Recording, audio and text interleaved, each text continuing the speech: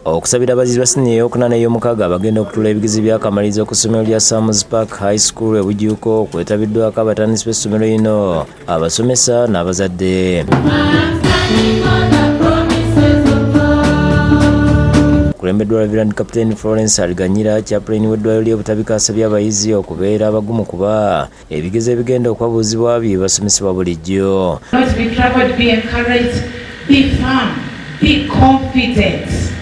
You are going to show to the examiners that you have actually been in the class.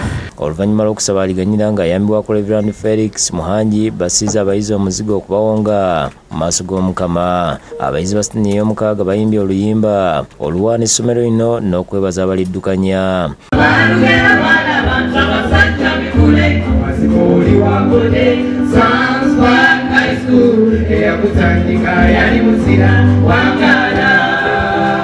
Abayizi Atanasio Museveni owa siniya ey'omukaaga ne Nabatanzi Fiona owa siniya ey'okuna basiimye abatandisi b'essomero, abasomesa n'abazadde abeereddewo.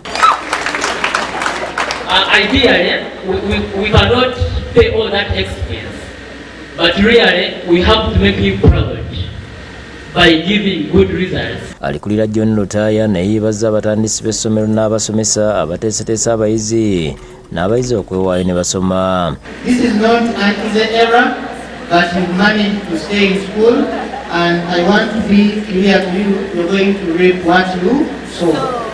Ayogedde ku ssomero lino ng'eririmu buli kimu ekisobozesa abaana okusoma obulungi omuli ebikozesebwa n'endabirira ennungi, n'asaba abazadde okulyeyunira ebiseera by'abaana baabwe eby'omu maaso okuba ebitangaavu. The director is investing a lot in science. That's why you see the science teachers are more than the arts teachers. I want to express my heartfelt gratitude to everyone who has played a big role in shaping our time at school. Director waalyo Dr. Jole Kemirembe Zalibwende asiimye abazadde olw'okubabeererawo n'ategeeza nti abayizi bateekateekeddwa bulungi. You have read books, you have prepared, you've done practicals, I don't know, projects under the new curriculum. So today we have allowed you to be yourselves.